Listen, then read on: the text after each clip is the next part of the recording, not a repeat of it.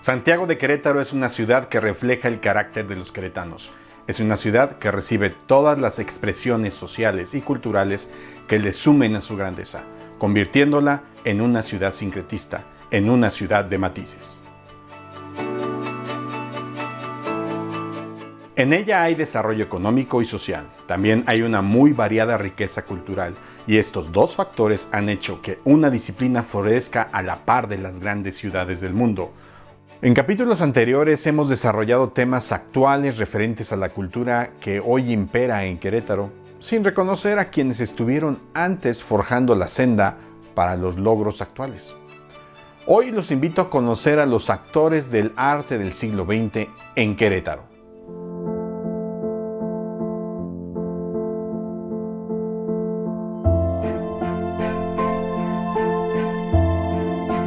Jorge Servín es un queretano que desde muy pequeño se entrenó con grandes artistas plásticos queretanos como Germán Patiño, Agustín Rivera, entre otros.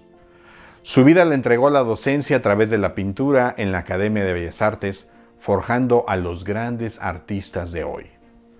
Revisemos de la mano de Jorge Servín la historia de la pintura queretana del siglo XX. Mi nombre es Jorge Servín Muñoz. Soy queretano de nacimiento. Toda mi vida me he dedicado a dibujar. A los 4 años empecé a hacer algo de dibujo. Poco a poco fui dedicándome más tiempo al dibujo. Aprendí con el maestro Salvador Galván a dibujar y aprendí de maestros como don Germán Patiño la técnica del color. Con estos conocimientos me empecé a dedicar a la educación del dibujo y la pintura en Querétaro. Tengo en la actualidad 85 años y he dedicado casi la mayor parte desde los 6 años a estar metido en esta situación del arte. Me relaja mucho, me agrada. Estoy feliz cuando estoy pintando. Tú ves que tengo muchísimas obras, casi nunca vendo nada, pero trabajo porque me siento muy lleno de mí mismo, con vida, dedicándome al dibujo y a la pintura. Cuando yo empecé a estudiar ya la situación del dibujo con más dedicación, con un maestro de mayor capacidad, fue cuando yo tenía aproximadamente unos 9, 10 años. Empecé a ir a un taller de pintura que daba el maestro Salvador Galván en su casa. Todas las tardes, después de salir de la escuela del centro educativo donde estaba estudiando yo mi primaria, el 4º, el 5º año, íbamos hasta la Cruz, mis hermanos Juanito y Roberto y yo, a dibujar durante 2 horas en la Cruz y ya luego nos veníamos a nuestra casa. Esa fue la primera fase de estudio del dibujo. Cuando entré a la preparatoria, que fue en la Fernando de Tapia, el maestro Galván me volvió a dar dibujo, las técnicas que en aquel tiempo se utilizaban, la perspectiva, me daba dibujo geométrico, me daba modelado. Posteriormente, en la facultad de la universidad, en la preparatoria que estudié en la universidad, él me dio otra vez dibujo.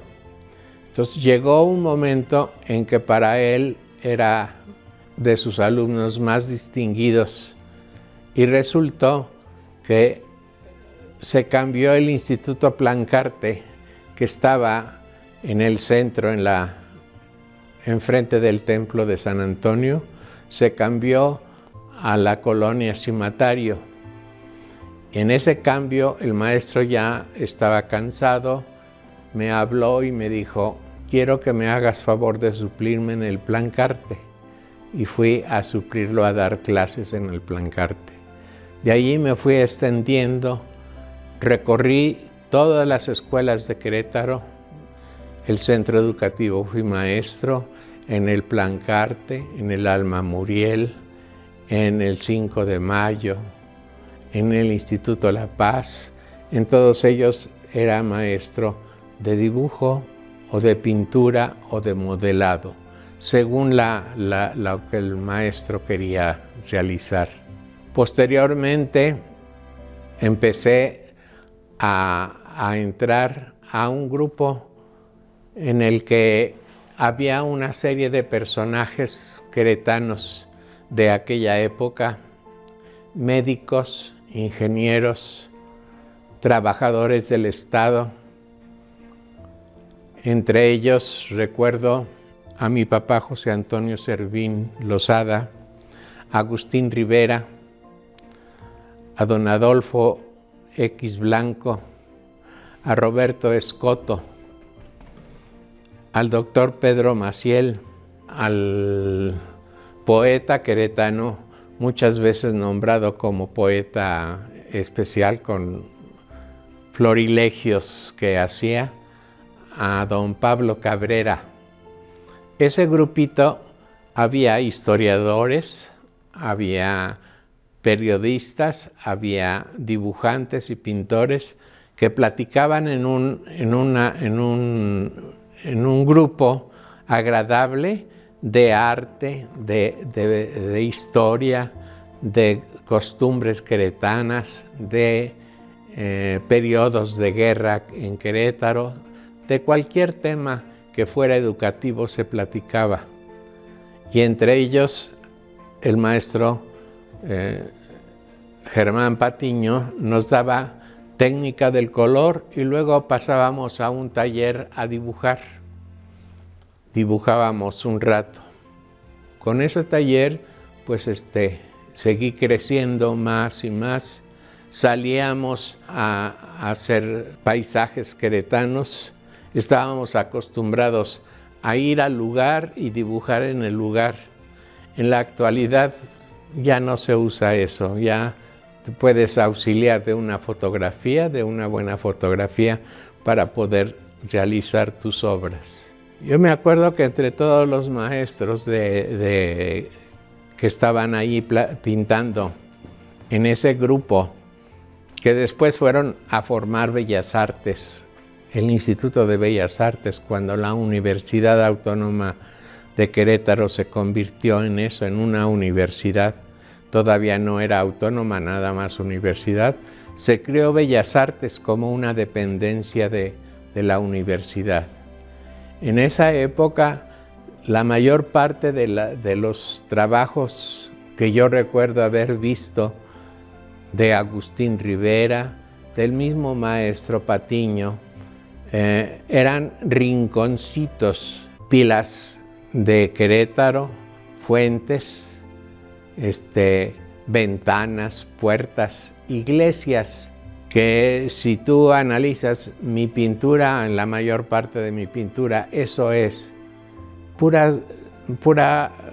yo pretendo en la pintura imitar lo que a mí me enseñaron, ¿sí? Dar a conocer mi ciudad, ¿sí? Con sus iglesias, con sus monumentos, con sus rincones, con un puente agradable, con un manantial de agua en un lugar, con un pequeño árbol caído en la orilla del río, etcétera, ¿sí? Era como costumbrista nuestra pintura. No teníamos mucha relación con pinturas impresionistas, pero había algunos impactos de impresionismo, sobre todo así como iniciativas del impresionismo. No creas que ha sido una cosa muy profunda. El doctor Maciel pintaba mucho carnes, por ejemplo, una canal de un animal con sangre. Le gustaba mucho la sangre Y a don Pablo Cabrera también le gustaba un poquito de impresionismo, ¿sí? Resulta que eran dos personas contra las costumbres de todos los demás. Agustín Rivera tiene una cantidad enorme de pinturas, de acuarelas. Su fuerte de Agustín era la acuarela, aunque manejaba también algunas otras técnicas. Pero en la acuarela manejó mucho las fuentes de Querétaro. Últimamente vi un óleo de la fuente que está en el centro del Jardín Cenea. Tienen una cantidad enorme de acuarelas, de iglesias, puentes, todo lo relativo a Querétaro. Yo me baso mucho en la pintura de Agustín. Yo, como fue parte de mi maestro también, parte de lo que aprendí con él, lo aprendí en la acuarela, porque a mí la acuarela es la técnica que más me agrada, que más me reta, vamos, a sacar una acuarela limpia, clara y transparente, porque la acuarela tiene esa característica, ser transparente. El óleo no, el óleo te permite ponerle una capa a otra, donde no te gusta lo puedes repetir constantemente varias veces, sin que se te eche a perder tu lienzo. Pero en la acuarela, como se trabaja con papel y con agua, el agua generalmente se recorre con mucha facilidad. Hay veces que estás trabajando con un color azul y pones a la orilla de ese azul un rojo y se te combina.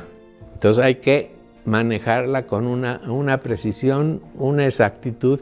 Tiene uno que pensar exactamente cuál es el color que vas a poner en la acuarela. Pertenezco a una familia en la que la mayor parte de los integrantes de mi familia se han dedicado a la historia.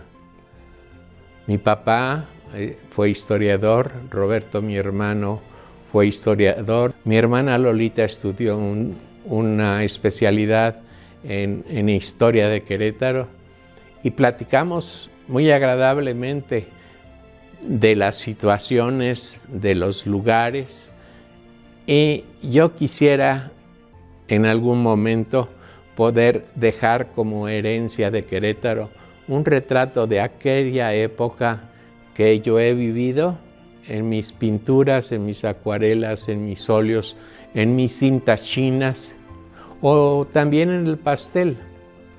No solamente he hecho pinturas exclusivamente de Querétaro.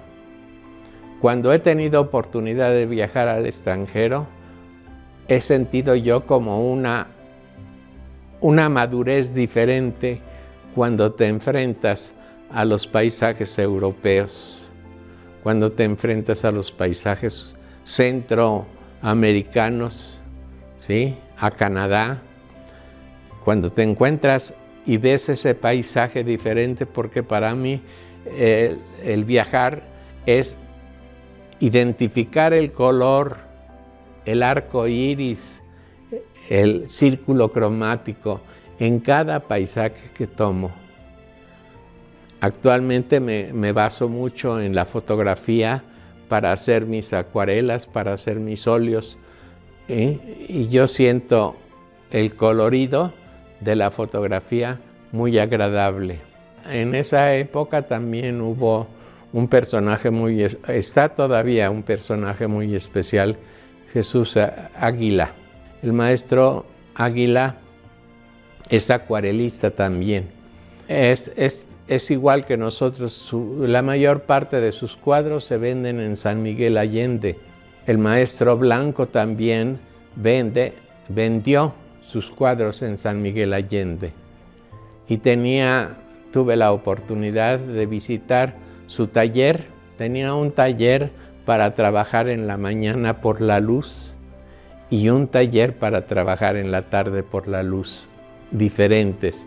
El de en la tarde le llegaba mucho sol porque vivía en San Miguel Allende, y el de la mañana le daba mucho sol de la madrugada. Trabajaba generalmente 2 o 3 veces al día en su taller, buscando la luz de acuerdo a sus acuarelas. El maestro Águila Herrera tiene unas acuarelas muy agradables, pero tiene una chispita de picardía en sus acuarelas. Yo recuerdo un día que estuvimos en Bellas Artes, él estaba dibujando unos tendederos y de repente agarró en el tendedero sin que estuviera viendo un modelo o algo, agarró y puso una capa y nombró al cuadro la capa del santo, que no tenía nada que ver más que la mancha que le puso allí como forma de, ¿sí? Por eso te digo que tenía así un poquito de picardía. Gozaba cuando pintaba, se reía a gusto, hacía cosas muy agradables. Yo entré en Bellas Artes en 1980. Me llamó Agustín Rivera a que fuera a Bellas Artes a dar una clase de punto de fuga, de profundidad, de cercanía y de lejanía. Si tú observas mis cuadros, todos tienen una perspectiva perfecta. Siempre mi principal problema en mis cuadros es encontrar el punto de donde sale esa perspectiva, el punto de fuga que se llama en eso. Eso me lo enseñó el maestro Galván y a mí me agradó mucho ese sistema y lo implanté casi en todas mis clases de las escuelas. Los malvados muchachos, como tú sabes, siempre le encuentran a uno una característica y muchos me recuerdan como el punto de fuga. Los veo en la actualidad y lo primero que dicen es que yo con usted aprendí el punto de fuga. Pero hace poquito, te voy a platicar esta anécdota, hace poquito tuve que ver un arquitecto, ¿sí? Y le pedí que me hiciera unos planos para construir una casa. Me los hizo, pero hizo 2 o 3 bosquejos a mano, ¿sí? Con una perspectiva perfecta. Me dio tanto gusto ver aquella perspectiva que le pregunté, oye, ¿y esto dónde lo aprendiste? Pues con usted en Bellas Artes, me dijo. Fue un gusto muy especial. Todos te vacilan y te conocen por el punto de fuga, pero no te recuerdan haciéndolo, y él lo recuerda haciéndolo. En Bellas Artes había un grupo de pintores, de maestros muy especiales. Cuando yo entré, que me llamó Agustín Rivera a Bellas Artes a trabajar, entré a trabajar con niños, a enseñarlos a dibujar, ¿sí? En esa época se nos va el maestro Jesús Rodríguez, que era también un magnífico maestro de dibujo. Tenía un taller en Bellas Artes de dibujo ya superior. Le gustaba más a don Jesús el retrato de personajes, el dibujo humanística, huesos, cabezas, proporciones humanas, todo eso. Eso era su mayor fuerza, porque él era escultor de tradición, de herencia de su padre. Se dedicó a la escultura, ¿sí? Después, cuando se murió, llegó por allí don Benjamín López Frías, un artista queretano del pueblito que se dedicaba a hacer santos, ¿sí? Imágenes de santos. Se le llamó para que continuara unas figuras que hay actualmente en el Auditorio de Bellas Artes Centro, ¿sí? Son 4 figuras de pintor, escultor, grabador, no me acuerdo ahorita de la otra que era, pero está relacionado con las bellas artes, ha de ser literatura. Esas figuras las hizo don Benjamín López Frías, se quedó trabajando en bellas artes como enseñando escultura, ¿sí? Hasta que pues, se retiró porque lo mandaron llamar del cielo. Si tú te refieres a los que salieron de Bellas Artes en esa época, Tere Vega, Tere Méndez, Campos, ellas 3 fueron muy destacadas. Tere Méndez destacó mucho en la figura humana en retratos directos. Le gustaba la soledad, la tranquilidad.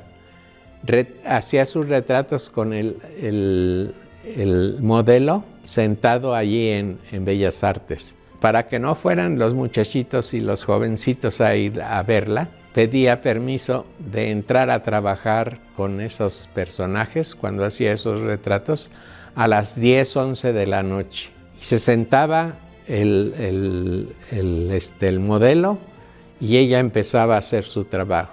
Hasta la 1, 2 de la mañana. Se retiraban y al otro día volvían a trabajar. Destacó muchísimo. Hay cuadros hermosos de ella. Últimamente Tere se dedicó mucho al arte moderno, a un poquito de impresionismo.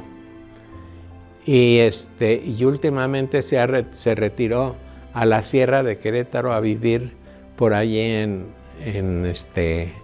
la Sierra de Querétaro, en un pueblito chiquito, no sé exactamente en qué lugar, no la he vuelto a ver desde que se fue para allá.